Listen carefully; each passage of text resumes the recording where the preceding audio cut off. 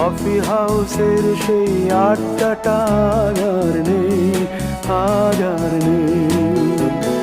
কোথায় হারিয়ে গেল সোনালি বিকেলগুলো সেই আজ আর নেই। লা লা লা লা লা লা লা লা লা লা লা লা লা লা।